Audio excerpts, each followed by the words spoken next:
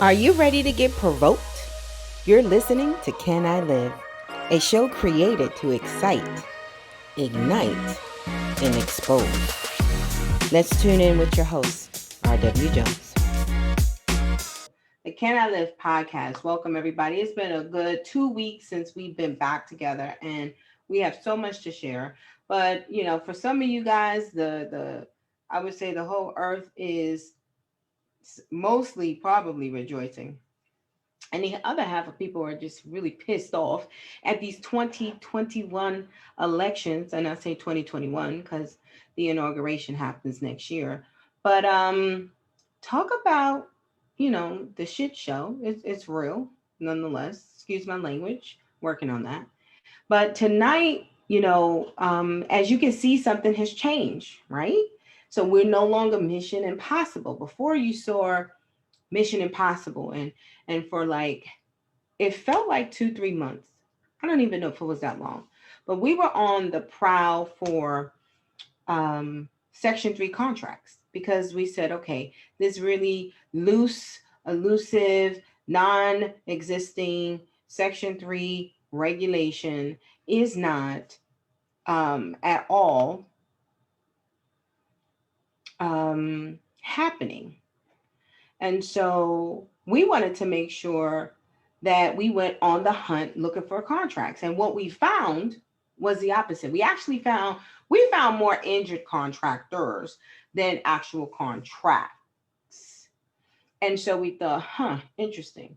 So there were more people that responded to us that thought that either Section 3 was a joke, it was a scam, it was just something that didn't exist. It just was for show. You name it, that's what was out there. But we didn't find contracts until we had a conversation with Houston Housing Authority, where we met this awesome um, staff member, and she directed us to Chicago Housing Authority, who at one point in time was like the guru for contracts in Section 3 opportunities. And so what we did is we made contact with the Chicago Housing Authority. We spoke with Mr. Ron Carter. For those of you guys that was on the podcast, then you saw and heard him say, "Oh, we already did that. We put where's my paper? We put $100 million towards resident-owned businesses." And then, in fact, we actually spoke to a couple of the contractors on our podcast. There was a couple. I remember Mar Fox Construction. She was out there. We spoke to Lester Coleman off the air. Um, that was a whole nother conversation, but nonetheless, these contracts were real. So residents did, in fact, in the point in time in our history, has received at least what we know on record is $100 million in contracts. Now, what happened after that? Just absolute. I was about to curse again. Ukfeoshe, if you know Pig Latin, it just was just ridiculous. I mean, you talk about dismantling economic opportunities. That is what took place, after something so wonderful had transpired. So we decided, you know what? It's no longer Mission Impossible. Thank you, Ron, for just making sure that we called that thing that we wanted. And I do know that there is power in words. I do know that there's energies that you can pull towards you just by the words you speak, and you have what you say. And so I wanted to agree with Ron because he did it already. He was like, it's not Mission Impossible, it's Mission Possible. And so that's the long and short story of why the name is now Mission Possible. And if you see 2021, we are going to direct more than $100 million for resident owned businesses through Section 3. And that's what we want to kind of share with you. So we're looking to make sure that we can get some feedback from the audience today to kind of maybe hear some stories or kind of see, okay, what is it that resident owned businesses need? For most of you guys, you might or might not know, yesterday we had an awesome day. If you guys checked out our Facebook page, Can I Live Inc., we did the grand opening of our 4,500 plus square feet office space right next to the White House. Right next to the nation's White House. We are literally not even a block from the White House. In partnership with Bay Atlantic University, we were able to do a ribbon cutting on our resident owned business space. It is, look, it's on my, it's not on Can I Live, it's on my personal. But actually, I really don't know where it is, but it says live on Facebook now. And so, with that, I forgot what I was just saying. A block away from the White House. Oh yeah, our office space. So we cut the ribbon yesterday on 4,500 square feet. Now you might be thinking, well, y'all all the way in DC. What does that matter? Here's what we do know about resident-owned business, and then we're going to share a little bit. And today is going to be short because we're in it and we're out of it real quick. Because as these weeks come and we unveil our trade show, our conference, we have so many things, but we're going to go over it in order. But I think it's important to know that as these opportunities come, it's there. We just don't really know how to get it. So we have a strategy, a real life strategy, some in which we will unveil on, Podcastville, and some we will not, because you just, don't want to let the left hand know what the right hand is doing. However, I do want you to save the date, January 30th. January 30th, boom, boom, boom, boom, boom. We are having the Section 3 Me. It's called the Section 3 Me. We're going to do a little hashtag, but it's the first trade show, pitch, and expo of its kind, um, targeting both the resident owned businesses and the prime and the contractors that are responsible for providing the economic opportunities to residents. And so what we know is right now HUD has provided this database. There's a database of thousands and thousands of names on there from various states. And it is the contractor's responsibility, the housing authorities, anybody who gets any type of HUD, not any type, but specific HUD financial assistance like CDBG money, HOPWA, home money, housing authority money. These monies, CSBG, the Community Services Block Grant, these pots of funding that HUD provides are supposed to be and federally mandated to be directed towards low income residents. Preferably, there's a preference, those who live in public housing receive a housing subsidy, and then those that like are in Section 8 communities, and then those that are also just low income in that jurisdiction. And so with with that specific designation, we want to make sure that the opportunities are really actualized. So at one point in time, contractors, housing authorities who had contractors would always say, hey, we can't find nobody qualified. We can't find anybody qualified to do the job. Everybody knows that that was the rhetoric. And so we got tired of hearing the rhetoric. So we created the Resident Owned Business Incubator, which exists specifically to qualify, train, and license resident owned business to bring them up to snuff, give them capacity so that they can do business with the contractors. So we never have to hear there's nobody qualified. Certainly they're qualified. Now, what's the reason? And now we want to take this very static, rigid Section 3 registry of HUDs and bring it to life.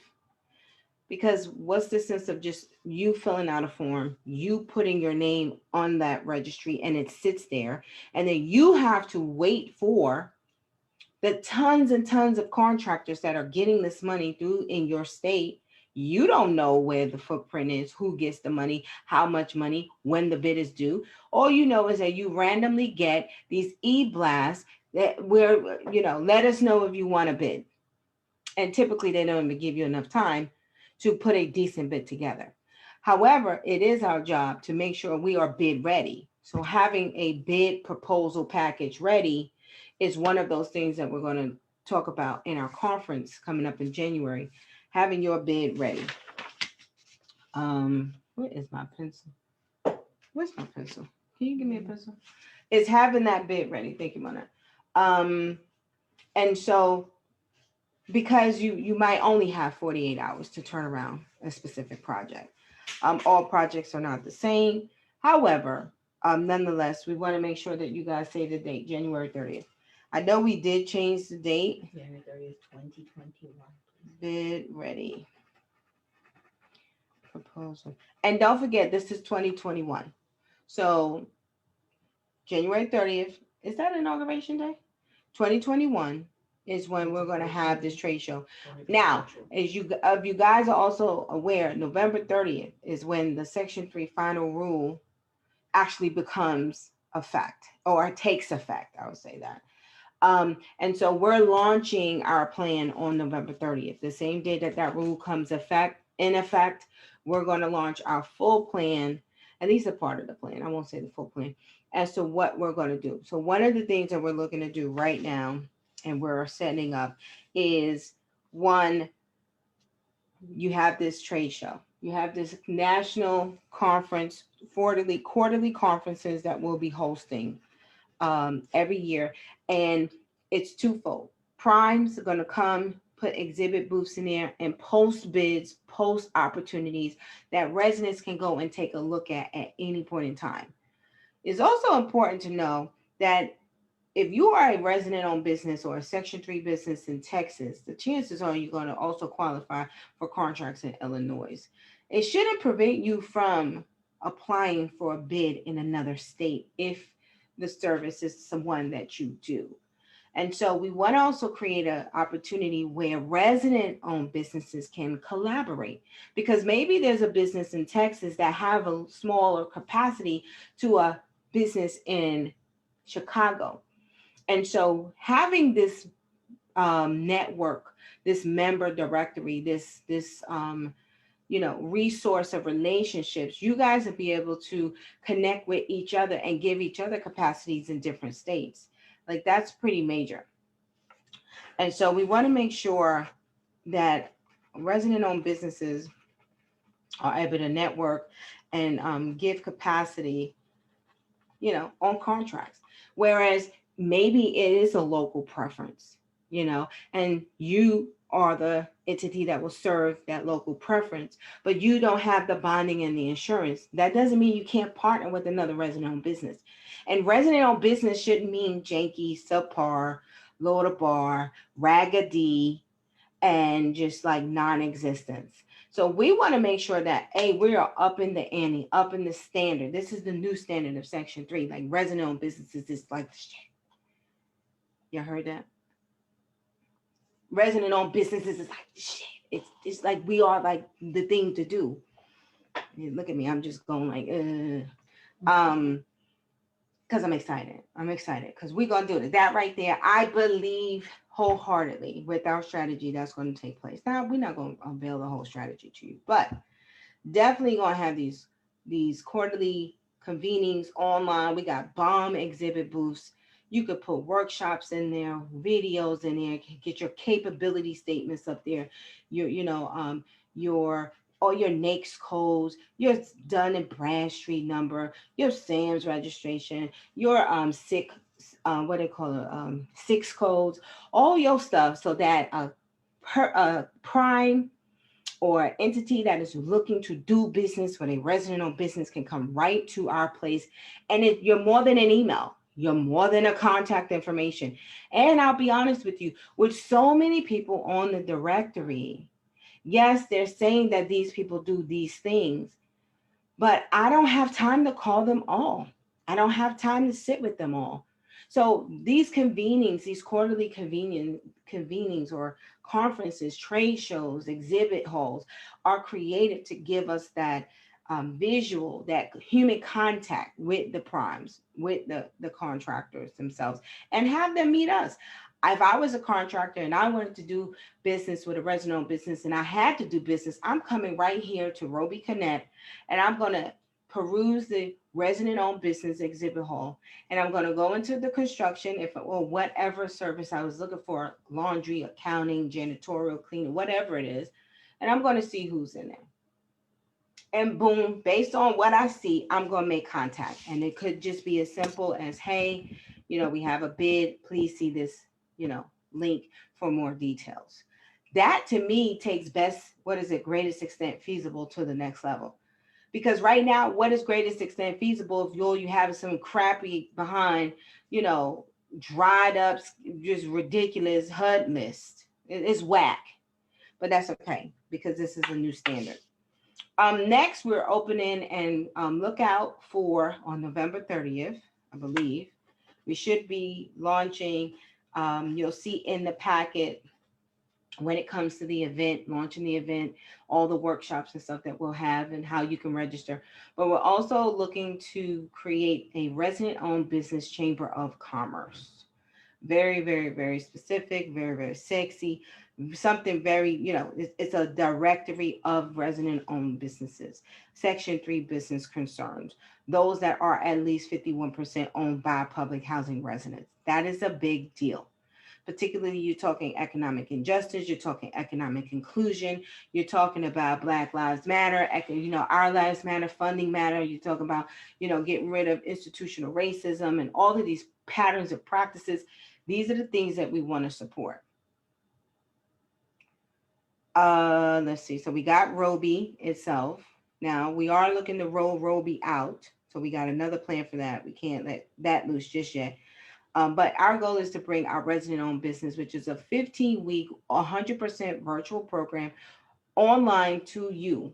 Okay. And ideally, what we do right now is we cover the cost of your business fees, your incorporation fees, articles, business licenses, etc., your business plan, business coach. You get a marketing toolkit, website, logo, capability statement. You get tons and tons of support.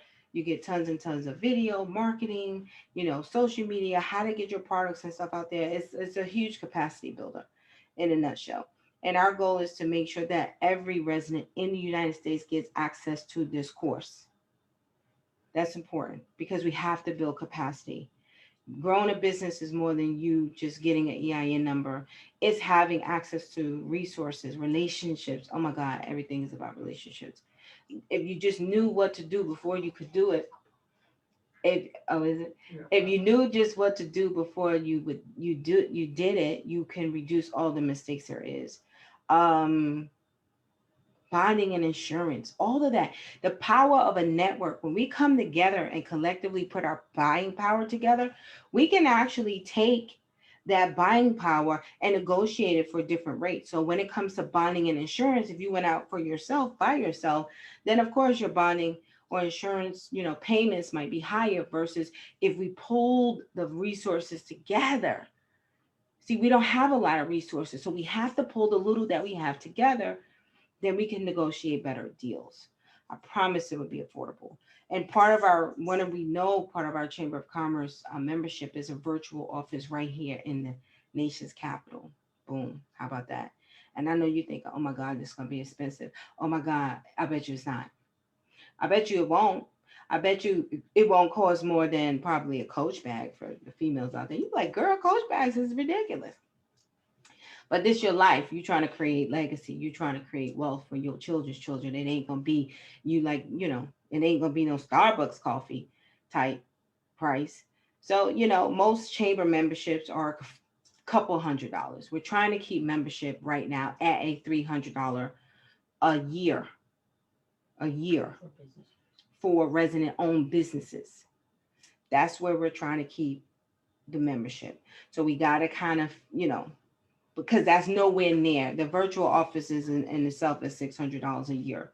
That's $50 a month. I don't know how many of you would not pay for a virtual office in the nation's capital.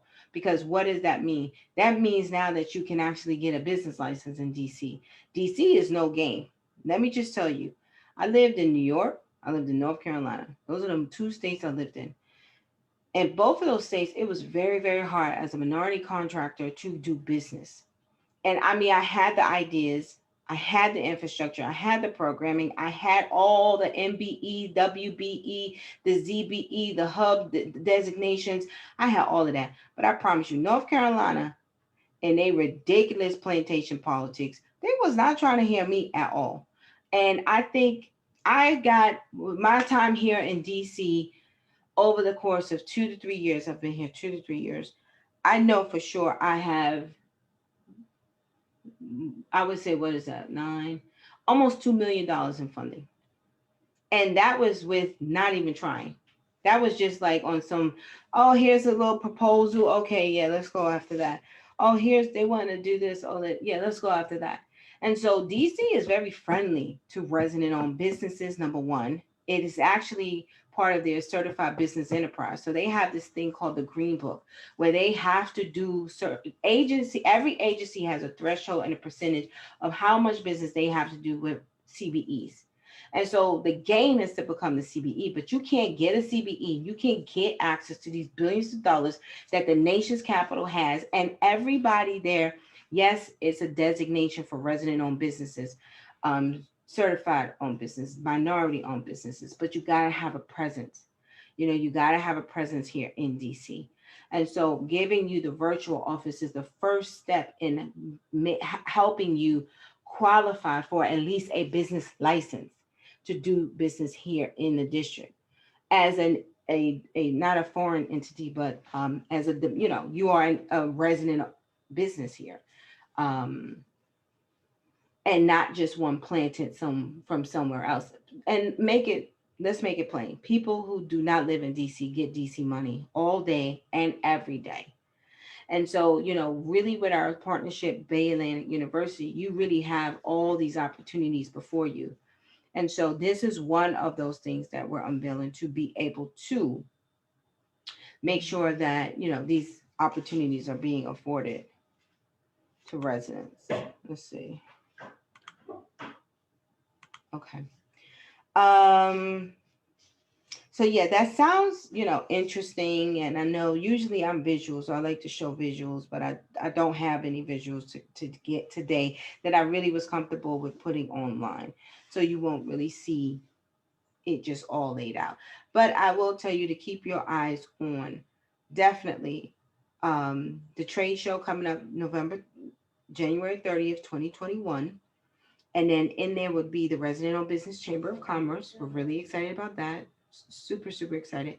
And really quick before we leave, because I told you today was going to be really quick, I want to talk to you about the alternative procurement process. And it's 100% virtual. I don't know if you said that. What? Trade Oh, show. yeah, the trade show is 100% virtual. And so, we're practicing social distances, COVID-19, you know, um, safety protocol.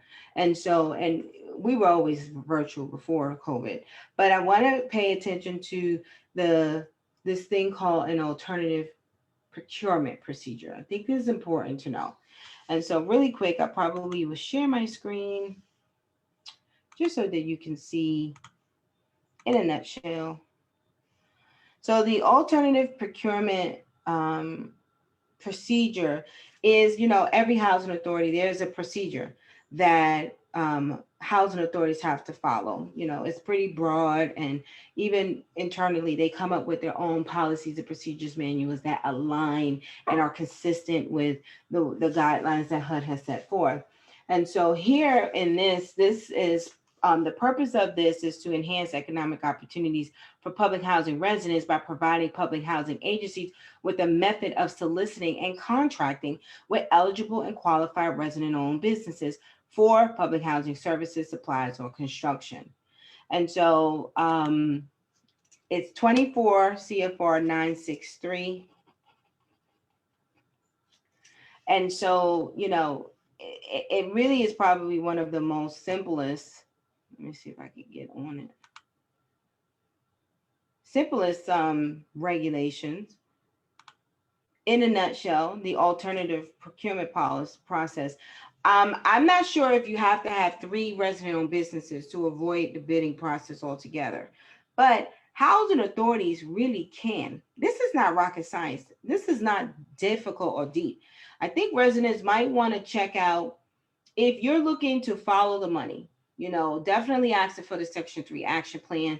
That's the plan that the housing authority sets forth and says, hey, this is how we plan to direct economic opportunities, training, employment, and contracted to residents. This is what the plan is. But then you also can go a step further and ask them for all of their alternative procurement contracts or any contracts that have been granted through an alternative procurement procedure or process. Now, if the agency says, well, we don't have any, then that's a conversation you might want to say, well, why not? That's when you build that relationship with that, I don't know, whatever officer that might be a vice president, that might be development, that might be, director of housing, or whoever is dealing with Section 3 or resident owned businesses. That would be that entity to create the alternative procurement process. It should be finance, but every housing authority kind of handles it differently. But in a nutshell, it says that in when contracting with resident-owned businesses, the housing authority should follow the applicable method of procurement as set forth in 24 CFR 85.36D. That's just a procedure that they lay out that tells you how, whether you're going to do, if it's a sole source, if you're going to do bids, which is the preferred method, all of these other things that HUD basically states in the CFR. But it says, but with solicitation limited to resident owned businesses. So in contracting with resident owned business, the PHA shall follow the applicable method when or with solicitations limited only to resident owned businesses. So there are certain contracts within the housing authority that can be limited only to resident owned businesses. But what would be the catch? What's the problem? The problem is, where are the resident owned businesses? How do we even know we even have them? Where are they? How come their capacity is not built? How come they're not registered with us? How come they're not in some type of training or capacity building program? So first of all, for housing authorities to get at a priority, or to access, excuse me, to access the process by which, resident owned businesses are supported, that they have capacity building opportunities to develop and nurture and be cultivated. That's important. So every housing authority really should be having some type of focus on developing the capacity of resident owned businesses. Okay. And then when you have a strong network of resident owned businesses, can you then provide an alternative procurement process that says we will only use, let's say it's a cleaning contract, it's a janitorial contract. We just want to, put this particular bid out to resident owned businesses. It's just that easy, y'all. We can direct these funds simply, that's not a word. Simply. Yeah, I know it's simply, but that's not the word I said. I made that up. Um, where else? Oh, so one of the things that's also one of the eligibility requirements, of course, you got to prove that you're a resident owned business, which is a public housing business owned by someone that lives in public housing. Also, you have to write down all the other contracts that you've ever received during this process. And because it is, when they say alternative, meaning it is a redirect or a different method by which we will contract specifically with resident owned businesses. But once you hit the $1 million mark, you can no longer be eligible to continue to receive the alternative procurement, you know, contracts per se. But let's work on that. Let's work on that. Because that means we have somewhere to go. But this right here is probably a cornerstone to the procedure, to the strategy of directing $100 million of resident of to direct $100 million to resident owned businesses. We will be using an alternative procurement policy or process that already exists within the housing authorities. And I think that that's really important for you guys to know. Hey Charles, I see Charles out there. Hey. And so that's really pretty much it for me today. I mean, I told you we wasn't going to be on here long. If you guys have any questions, you can feel free to come into the chat feature and let me know, what your thoughts are. However, just to know that, this is not what I found to be what I thought was so complicated, really was really simple. And so because people have done it before, we're going to redo it. We're not reinventing the wheel. We're not doing anything new. We are simply following the strategies that the Chicago Housing Authority has created almost 20 years ago. So in 2021, we got a new administration. We're going to get a new HUD secretary, and it's going to be our job, resident owned businesses, Section 3 businesses. It's going to be our job to ensure, not HUD's job, it's not HUD's job, it's not the housing authority's job. And if it was, they failed. So, thanks, but no thanks. We'll take it from here. It's our job to ensure that these opportunities are afforded to our families so that we can build wealth, so we can build legacy, just like everybody else. Or maybe not everybody else, but definitely like those primes and those in white America, those developers that get the lion's share all the time. This is a new day, it's a new season. It is our time. And I believe, there is an endless stream of green lights for us. We can't fail. We can't go wrong. Never, this is new for us. That was 20 years ago. This is now. I don't think it's a coincidence that 20 years ago they had Robo, the resident owned business organization, and today we have Roby, the resident owned business incubator. We have the resident owned business chamber of commerce. We have the resident owned business, trade show, pitch, and expo. All these great things coming to you on November 30th. That's our launch date. I don't even know when the 30th is. On a Monday. On a Monday. So that's what's happening, y'all. Party people. Questions. I will entertain questions. Any questions from the live Facebook, Monette? No, I don't even see the live on Facebook. Yep. Well, it says it's live, so I I know don't it know. says that it's live, so I don't know, maybe when you're done, maybe it'll float. I think it might. Yeah, I don't know. Yeah. Because this is your page. And this is from yesterday. Mm. So I don't understand. Yeah, I don't know. But either way, But people can always in the comments leave questions in the comments. yeah, I don't can have any tell them that. questions. You Yeah. can say that.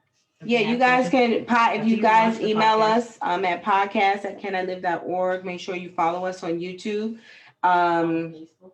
on Facebook. What is the Facebook? It's just It's Can I Live. It's Can I Live podcast. Oh, Can I Live podcast is the Facebook. We're gonna probably do something with a closed group possibly, but we're so excited. I mean, be excited. This is a new day. This is a new time. And so podcast@canilive.org. Please Email. email us. Let us know your thoughts. Maybe you have an idea as to how we can move this forward. We're open. We're not all the brains here. A lot of this stuff has come from residents themselves. Some of this stuff has also come from staff who have run housing authorities. So shout out to all the professionals out there. Shout out to resident services staff. Awesome teams out there who really work really hard to make this thing work. I'm excited. This is exciting. No questions? Perfect. All right, you guys. Well, we'll see you guys next week. Same time, same place, 7 p.m. Thank you for tuning to the Can I Live podcast. You guys, good night. And let's make sure, keep this in your prayers. Keep it before you. And if you are one of those resident-owned businesses, make sure you stay tuned so you can be counted in the $100 million that we will direct towards resident-owned businesses. Be sure to check out our Can I Live Inc. page. There's a lot of tips that we have for resident-owned businesses. Every Tuesday, we put a new tip out, just like we do our podcast. So I look forward to seeing you guys all in the upcoming weeks, and definitely when we launch our conference and all that good stuff. See you guys. Good night.